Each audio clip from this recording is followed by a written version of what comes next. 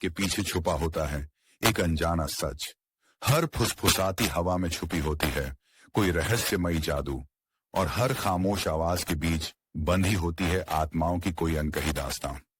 आप सुन रहे हैं आत्मा की राज, जहां अंधेरे की गहराइयों से उठती हैं वो कहानियां जो आपकी रूह को छू जाएंगी, जहां हर साये में छिपे हैं ऐसे राज जो सुनने वाले के होश उड़ा देंगे।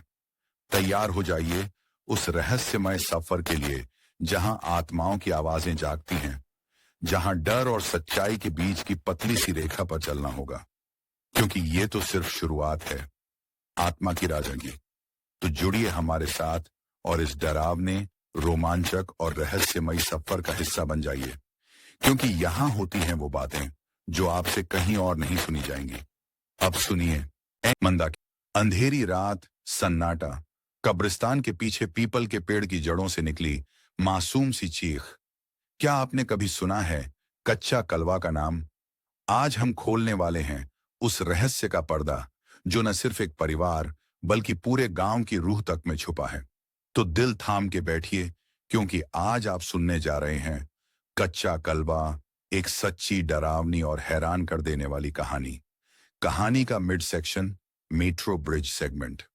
अगर आप सोचते हैं कि भूत प्रेत का डर सिर्फ बच्चों की बात है, तो जरा सोचिए, जब नया जमाना भी विज्ञान लिए गांव लौटा, तब भी वो अधूरी आत्मा अपनी मां को ढूंढती रही।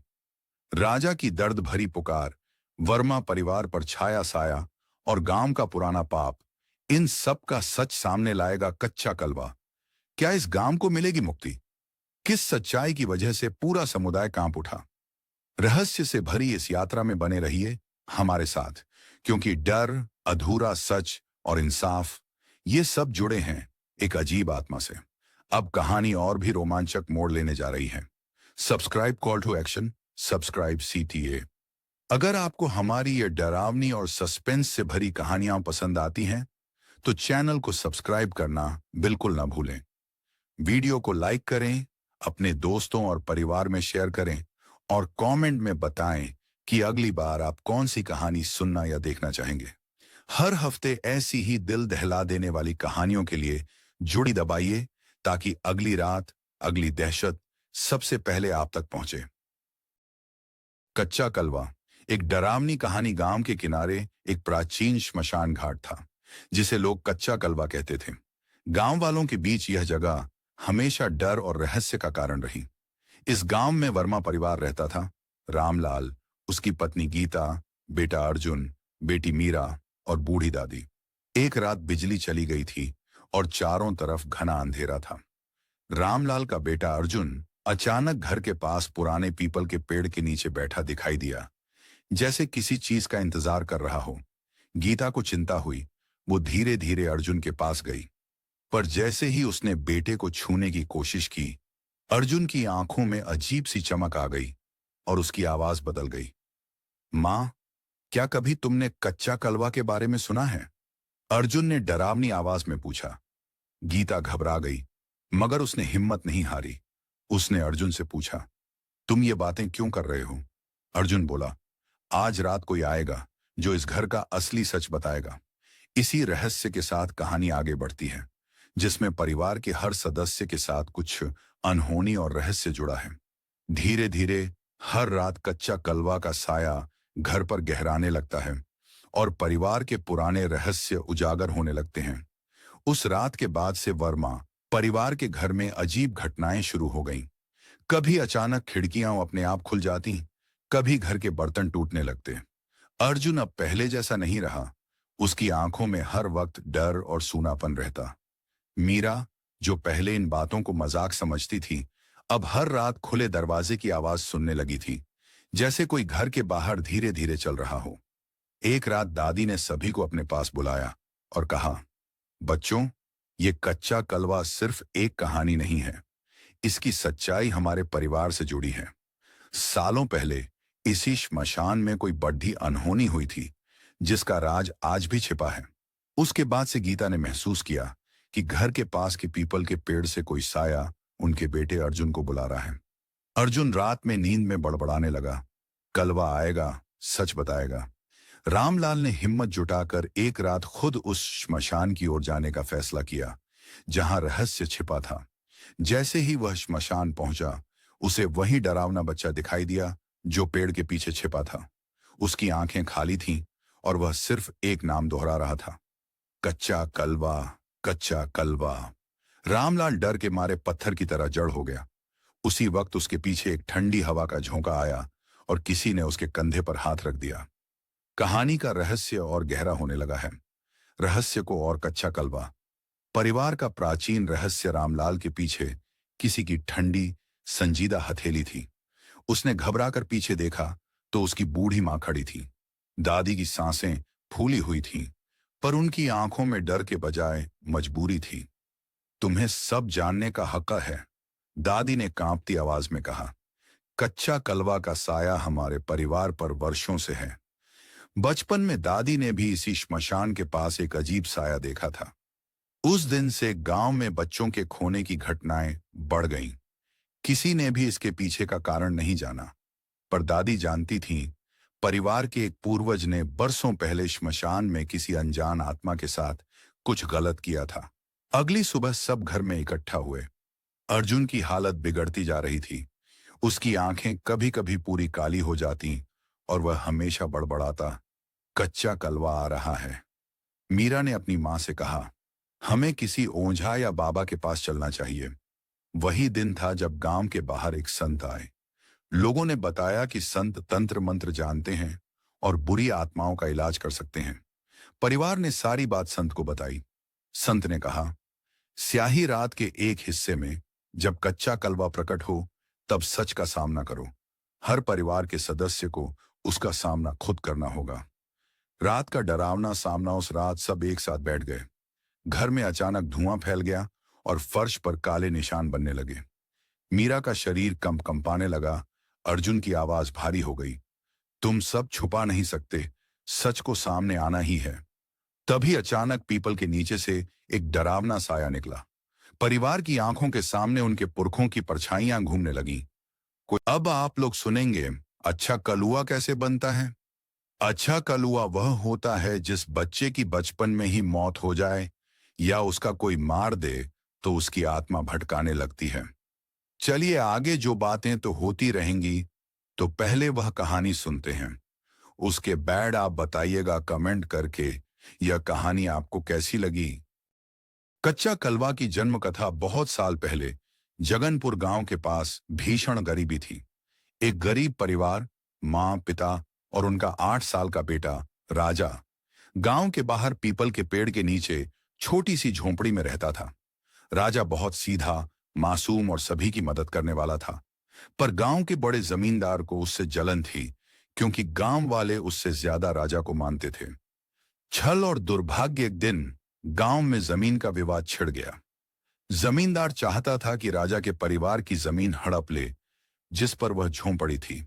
बातचीत के बहाने जमींदार ने राजा को श्मशान घाट के पास बुलाया। वहां उसकी मां भी उसे ढूंढती हुई आ पहुंची। जमींदार और उसके लोगों ने लालच में आकर मासूम राजा और उसकी मां को मारकर श्मशान के पीछे पीपल के नीचे दफना दिया, ताकि कभी सच सामने ना आ सके। किसी ने राजा की चीखें नहीं सुनी। उसकी मां की ममता चीखती रही, पर अंधेरे जंगल ने सब छुपा लिया। आत्मा का जन्म। राजा की मौत के बाद गांव में हर रात अजीब घटनाएं होने लगीं। कई लोगों ने एक बच्चे को पेड़ के पीछे छिपा देखा, जो मदद की उम्मीद में हाथ फैलाता, डर और दर्द से भरी आंखों से घूरता। उसकी अधूरी आत्मा कच्चा कलवा बन गई, जिसका मतलब था अधूरी प्यासी आत्मा जो न्याय और राहत चाहती है। पीपल के पेड़ के नीचे रूहें भटकने लगीं। राजा की मां की हूक, बेटे के न्याय की पुकार पूरे गांव में फैल गई। तभी से इस आत्मा को सबने कच्चा कलवा नाम दे दिया, जो हर अंधेरी रात में इंसाफ और अपने हक की खोज में जंगल श्मशान में भटकता है। उसकी मुक्ति कैसे संभव? कहते हैं, जब तक छुपाया सच सामने नहीं आता और गुनाहगारों का अपराध उजागर नहीं होता, तब तक कच्चा कलवा की आत्मा मुक्ति नहीं पाती। उसकी सच्ची कथा लोगों को डराती भी है और सच बोलने की सीख भी देती है। कच्चा कलवा खत्म नहीं हुआ। अंत नई पीढ़ी का आगमन। बरसों बाद जगनपुर गांव भी बाकी दुनिया की तरफ बदल गया था। जहां पहले कच्ची गलियां और अंधविश्वास थे, अब मोबाइल टावर और स्कूल बन गए थे।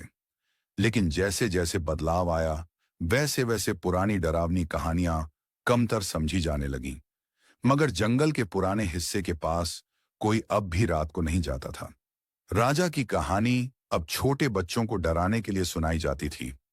नई पीढ़ी के युवकों को इन बातों में यकीन नहीं था। उनमें से एक, विशाल इंजीनियरिंग का छात्र, अपने दोस्तों के साथ शहर से गांव आया छुट्टियों में। चुनौती और खतरा विशाल ने ठान लिया कि वह सबूत लाएगा कि कच्चा कलवा जैसी कोई चीज नहीं।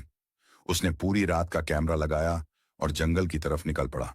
उसकी बहन रिया बोली, अगर कुछ अनहोनी हो गई तो?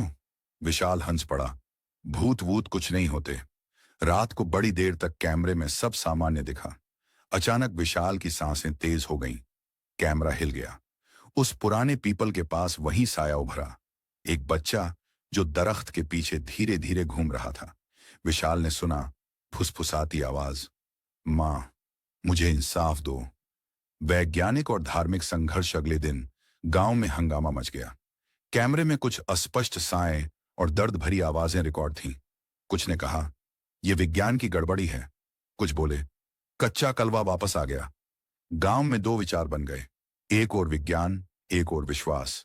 विशाल की मां ने रात सपने में वही बच्चा देखा, आंखें सूनी, चेहरा काला और पुकार, मेरी मां कहां है? तभी उसकी दादी बोली, उस आत्मा को केवल उसके परिवार और न्याय की तलाश है। नए रहस्य की खोज। विशाल और रिया ने गांव के पुराने दस्तावेज खंगाले, जहां उन्हें राजा के बचपन की असल कहानी मिली। उसकी असली मां बच गई थी और दूर गांव में आज भी जीवित थी, पर उसे गुमान था कि उसका बेटा जंगल में खो गया। दोनों भाई बहन मां को खोजकर गांव लौटे। रात को नींद में चलने लगा और बार बार उसी पुरानी कब्रिस्तानी राह की ओर खींचा चला जाता था। मीरा को सपनों में वही डरावना बच्चा दिखने लगा। हर बार उसकी आंखों में अनकही पीड़ा और गुस्सा झलकता। एक दिन गांव का पुराना पुजारी वर्मा परिवार के घर आया। उसने परिवार से कहा, कच्चा कलवा पूरी तरह शांत नहीं हुआ है। इसकी आत्मा अभी भी बंधी हुई है, किसी पाप की सजा भोग रही है। जब तक वो गलती पूरी तरह स्वीकार कर क्षमा नहीं मांगोगे, तब तक उसका काला साया बना रहेगा। आत्मा का सचदादी ने रोते हुए बताया, सालों पहले तुम्हारे परदादा ने लालच में एक मासूम बच्चे की दुश्मनी में जान ले ली थी। उसी की आत्मा है कच्चा कलवा। उसका बदला अभी बाकी है। अब सब समझ गए कि आत्मा को मुक्ति दिलाने का एक ही रास्ता है, उस बच्चे के परिवार की तलाश करना और उनसे क्षमा मांगना। अंत की ओर मोद वर्मा परिवार ने कई गांवों में उस परिवार की तलाश शुरू की। आखिरकार एक बूढ़ी औरत मिली, जिसके बेटे के खोने की दास्तां बरसों से उसके दिल पर घाव थी। वर्मा परिवार ने सच स्वीकार किया, पूरी विनम्रता से माफी मांगी। उसी रात जब पीपल के नीचे सभी ने उस बच्चे की आत्मा के लिए दीपक जलाया और के बाद थोड़ी राहत जरूर महसूस की, लेकिन असली मुक्ति अभी बाकी थी। गांव में एक पुरानी मान्यता थी, अगर किसी आत्मा का कलुष मिटाने के बाद भी हवा भारी महसूस हो, तो समझो कि उसका कोई और अधूरा काम छूट गया है। नए किरदार और गहराता रहस्य। इस बीच वर्मा परिवार में अचानक दूर के रिश्तेदारों का आगमन हुआ। रामलाल का छोटा भाई सुरेश और उसकी पत्नी अंजू। वो अपने बेटे मोहित के साथ शहर से आए थे, क्योंकि मोहित की तबीयत अचानक बिगड़ने लगी थी। उसे रोज रात बुरे सपने आते थे, जिनमें वह पीपल के पेड़ के नीचे बैठे बच्चे को देखता था। अब घर में कुल 5 सदस्य और हो गए, रामलाल, गीता, अर्जुन, मीरा, सुरेश, अंजू और मोहित। घर का माहौल और भी रहस्यमय हो गया। मोहित के सपनों में दिखती भूतिया छवि वही थी जो पेड़ के पीछे छुपी दिखती थी। धीरे धीरे घर के नए सदस्यों पर भी कच्चा कलवा का साया मंडराने लगा। दूसरी आत्मा का रहस्य। एक रात मीरा ने सपने में देखा कि श्मशान में सिर्फ बच्चा नहीं, बल्कि एक स्त्री भी रो रही है। सुबह दादी ने सबको बुलाकर एक और राज खोला। कच्चा कलवा की आत्मा अकेली नहीं थी, उसकी मां की आत्मा भी दशकों से विक्षिप्त अवस्था में भटक रही है। हर बार जब परिवार ने पूजा अर्चना की, एक महिला का दर्द भरा रुदन सुनाई देने लगा। पुजारी जी ने सलाह दी, अब सिर्फ बच्चे की नहीं, उसकी मां की आत्मा की भी शांति के लिए अनुष्ठान जरूरी है। जंगल का अंतिम मोड़ पूरा परिवार और गांव के कुछ लोग मिलकर उस रात श्मशान के पास एक बड़ा अनुष्ठान करते हैं। अचानक बहुत तेज हवाएं चलने लगती हैं। पेड़ों के बीच से दो साए, एक बच्चा और उसकी मां, पूरा परिवार देख लेता है। वो साए बार बार सिर्फ एक बात दोहराते हैं, हमारा न्याय अधूरा है। रामलाल और सुरेश ने मिलकर गांव के हिसाब किताब को टटोला और पता लगाया कि श्मशान के पास की जमीन कच्चा कलवा के परिवार की थी, जिसे छल से छीन लिया गया था। उनका पाप अब उभर चुका था। निर्णायक अंत और नई सुबह वर्मा परिवार ने गांव वालों के सामने सच स्वीकारा। वह जमीन लौट आई और कच्चा कलवा की मां का पक्का स्मारक बनवाया। जब सबने मिलकर प्रायश्चित किया, तब अचानक पूरा जंगल शांत हो गया। सुनाई दिया एक मासूम बच्चे और उसकी मां की हंसी, जैसे किसी अनसुलझे दर्द को आखिरकार चैन मिला हो। अब घर में ना कोई डर रहा, ना कोई साया। पांचों सदस्यों ने गहरा सांस ली और जाना कि रहस्य को जितना दबाओ, वो उतना डरावना बन जाता है, और जितना उजागर करो, उतना रहमदिल। कच्चा कलवा। आओ राजा की दहशत वर्मा परिवार के जीवन में अब शांति लौटने लगी थी। लेकिन जगनपुर गांव के मंदिर के पुजारी ने पूरे गांव में एक नई चेतावनी फैलाई। आओ राजा आ चुका है, उससे बचना सबके लिए जरूरी है। बच्चों से लेकर बूढ़ों तक हर कोई डर के साए में जीने लगा। आओ राजा का पहला साया मोहित ने अचानक परिवार को डर के मारे जगाया। कल रात एक बूंदा सा बच्चा मेरे सपने में आया। वो हाथ जोड़कर बार बार कह रहा था, आओ राजा, मुझे मुक्त करो। उसके कपड़े पुराने और मैले थे, आंखों में अजीब सी तकलीफ और रहस्यमय चमक थी। साथ ही गांव में अजीब घटनाएं दोबारा शुरू हो गईं। कभी किसी के घर के बाहर माटी के दिए अपने आप जल जाते, कभी रात में सीढ़ियों पर किसी के चलने की धीमी आवाजें सुनाई देती। आओ राजा और कच्चा कलवा का रिश्ता एक पुराने पंडित ने राज खोला। आओ राजा उसी कच्चा कलवा की आत्मा से जुड़ा है। उसका नाम राजा था, जिसे बचपन में ही जमीन विवाद में मार दिया गया। उसकी आत्मा कच्चा कलवा के साथ श्मशान और जंगल में भटकती रही, और उसकी आखिरी इच्छा थी कि कोई उसकी पहचान को माने। मैं राजा हूं, मेरी पुकार सुनो। परिवार का निर्णायक फैसला। अब वर्मा परिवार समेत गांव के लोगों ने मिलकर आओ राजा के लिए विशेष अनुष्ठान रखा। श्मशान के पीछे के जंगल में, जहां कभी राजा को दफनाया गया था, वहीं दिया जलाकर सबने एक साथ प्रार्थना की और राजा की आत्मा को बार बार पुकारा। राजा, अब तुम्हारी पुकार सुनी गई। तुम्हें भूलेंगे नहीं, तुम्हारा न्याय होगा। अचानक ठंडी हवाओं के साथ एक मासूम और शांत चेहरा चेतन हुआ, सभी के सामने आया। राजा की आत्मा ने हाथ जोड़कर सबका आभार जताया। धीरे धीरे सारा अंधेरा छंटने लगा। नई शुरुआत। उस दिन के बाद गांव में एक नई मान्यता शुरू हो गई। हर साल गांव वाले राजा के नाम से दिया जलाते, ताकि कोई भी प्यासी आत्मा भटकती न रहे। वर्मा परिवार को भी सुकून मिल गया। बच्चों की बीमारी और डर जाते रहे, और जंगल में फिर से चिड़ियों की आवाजें गूंजने लगी। कहानी में अब आओ राजा की दहशत भरी पुकार न्याय और मुक्ति के संदेश में बदल गई।